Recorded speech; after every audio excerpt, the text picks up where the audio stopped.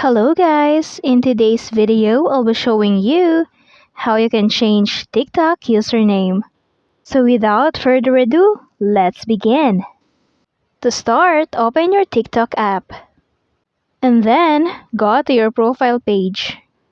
After that, you can see right here, edit profile. Just tap on that. And then right here you can see username. Just tap on that.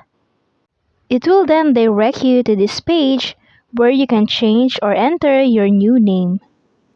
And you have to remember that usernames can contain only letters, numbers, underscores, and periods.